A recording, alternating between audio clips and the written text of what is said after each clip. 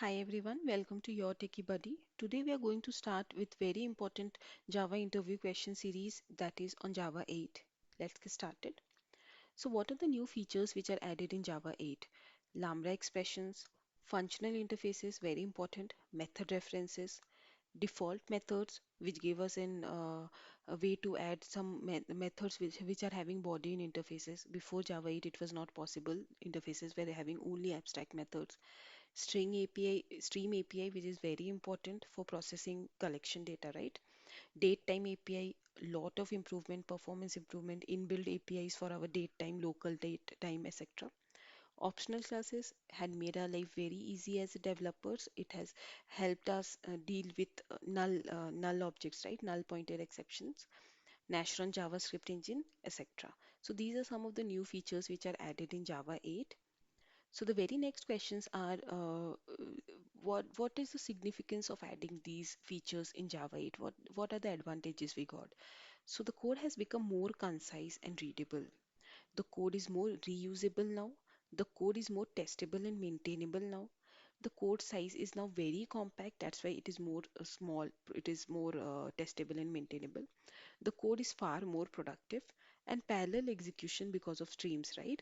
So all these yeah, improvements and features I'm going to discuss in very detail in my further slides, but in this particular video we are going to focus only on lambda expressions and functional interfaces. Let's get started. I don't want to hurry on these topics because these are very important topics from the interview point of view. So what is lambda expression and why it is used? A lambda expression is an anonymous function, a function which has no name, right? That can be called without using the function name, but has a functional set of parameters with a lambda entity. The following is the structure of a lambda expression. So it has an argument list which is within the parenthesis. It has an arrow symbol which points to the body, the statements, right? So, what is Lambda expression? I'll just give an history. So, Java is an object-oriented language, we all know, right? After Java 8, Java also became a language which started supporting functional programming. So, Lambda expressions play a very important role in enabling Java to support functional programming. So, Lambda expressions have introduced this very important feature in Java of functional programming. So if you see the syntax, it has argument list and statements. This is an example. Int A, int B. These are two parameters we are passing inside this parenthesis. The arrow symbol is mandatory, which points to a body within the curly braces, right? So the arguments, these are the arguments here. A lambda expression can have zero or more arguments at any point in time. Okay. So here I have two arguments. It can have no arguments also. Even if there are no arguments, you just have to specify empty parentheses, but parentheses are mandatory. Arrow token, it is used to point to the body of the expression. If you see, the arrow token is pointing to the body here, right? So this arrow token is a mandatory one. So this is the syntax of an lambda expression. I'll explain you in detail in the further example. Okay.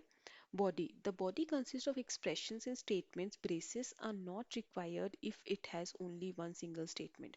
So here I have two different statement, a out println statement and a return a plus b. That's why we have written within this parenthesis. If you had only a sysout statement, you can ignore this parenthesis also. So this is how a lambda expression looks like, right? Now I'll give you certain example of the same.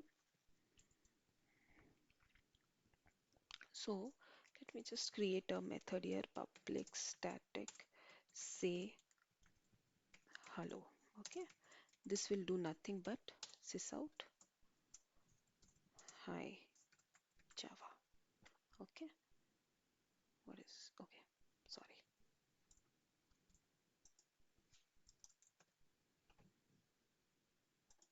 The return type is missing, sorry. Yeah, so this is the method which I've written, right? Now we'll convert this method into function. So previously to print anything we have to put it inside a method. Now I made it a static, so I can call this method here directly. To invoke this method I can call directly, but imagine if it was within a class, we have to instantiate that class with using that object. We can call this say hello. So just only for one print line statement we have to put it inside a method. Now if I call say hello, it will print. If I run this, it will say hi Java, right? Now I'll try to reduce this into one line or into a lambda expression to say that, okay? So as I say, it should have parenthesis. It should have parenthesis here. No arguments are there, so it should be an empty parenthesis. Ignore everything. Yes, you can ignore the return type. You can ignore the method name. You can ignore the access specifier. Everything you can ignore. Just an empty parenthesis. Then the arrow symbol. So half of the lambda expression is done for this method. Yeah, it is that simple.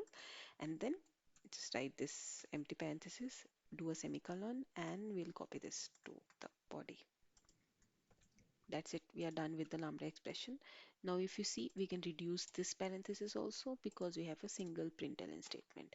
So this is your lambda expression, which is equivalent to this, reduced to one line of code. Okay.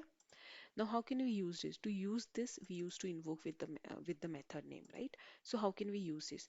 To use this, we have to have a variable. Suppose we'll assign this to a variable called greet me. Greet me is equal to this, right? Now greet me, but it doesn't have a cannot resolve the symbol greet me because it is a variable, but Java doesn't know what type of variable it is, right? Java is a type safe language, so every variable should have a type. So now this is a lambda expression. We are storing it in a variable, but what should be the type of this variable? It should be a type of an interface. Yes, you heard me right. It should be a type of an. Let me just write, give a name to my interface. Let me name my interface as greeting. Now I will go and create an interface where here only I'm creating so that it will be easier for us. I don't have to go and navigate. Now I've created an interface greetings. What I have to do is I have to declare an abstract method here which is same as the signature of this. Okay. So now what I'll do is public void. It is say hello, right? Let's greet. It takes nothing, right? It takes nothing. It just prints. That's why the return type is void and takes nothing because it has no parameter. Now my compiler stopped complaining because now it knows that okay, this lambda expression is of type this interface greetings, which has this uh, method which takes no arguments and returns nothing. So it stopped complaining. But now how to use this? We can use this variable by greet me dot we can call the method. Let's greet. Now this is equivalent to invoking this method. If you see it is gray, we are not invoking this anywhere. This is going to say hi Java. Okay. Hi Java 123 just to be clear.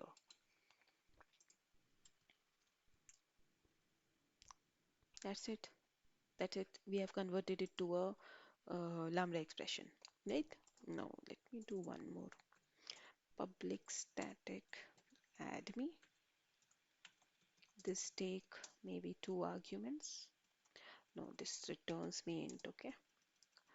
This will take int a comma int b. It can be anything. And then I'll return the sum because I'm expecting a int. Okay. Now let me convert this to a lambda expression for you. Lambda expression, open the parenthesis, give the arrow symbol, the body, right? What will go inside the parenthesis? These two, int a, int b. Believe me or not, you need not have to even specify int a, int b. You just have to give a comma b. That short it is. Okay. Now the arrow symbol, ignore everything, all the access specifier, name, return type, everything. Ignore even the type of the parameters. You just have to give a comma b. The arrow symbol and then the body here. Inside the body we'll write this. Now we can reduce, as it is a single line, we can reduce this parenthesis also. Now it is return a plus b. Now as I said, let us not return also because the lambda expression knows that it has to return something. So remove return also. So this is converted to just this. This is the lambda expression representing this. Okay, you're right. It is this small. So now we'll just assign it to a variable. Let me write it a sum. So now what's the type of this variable? It cannot be type of this interface. It has one single abstract method, but the type cannot be this because this accepts two argument, and here the method accepts no arguments, right? So to match this signature, or to say to match this signature, I have to declare one more interface. Let me declare interface uh, addition, and this will have a public, not void, int, because it will return me an integer int. Calculate, it is taking, let's say, int x comma int y. The name can be anything, but it should match the signature. Now I have this addition, and I can just give the type here. It is solved, right? So we are taking this lambda expression which take two arguments, returns me an addition, and the type and the variable which I have assigned is sum, and the type of that sum is addition. Everything in Java is type safe, so you have to give the variable to which lambda expression is assigned a type which is nothing but addition. Addition here has only one abstract method which matches the our requirement, right? Now if you see, sum is in gray color because we are not using it. So now just it is returning me an integer, right? So I'll just sys out. How will I call the method sum? The reference name of the addition interface dot call the calculate method, and just pass the arguments you wish to pass. That's it. Now when I run this, I'm getting 30. Yes. So that's it. I've converted this into one line of code. If you see, one line of code for these three lines, for this only one line of code, right? So now you'll be wondering, only for this one line of code we are declaring interfaces each and every time. So I'll explain you the significance of this in my further slides. Before that, I'll just go to my slide. Okay. So the very important concept next is functional interfaces. Functional interface is an interface that has only one abstract method. So I have shown you now, this has only one abstract method, this has only one abstract method. So this is nothing but a functional interface which I declared now. Yes, I just declared a functional interface in front of you guys.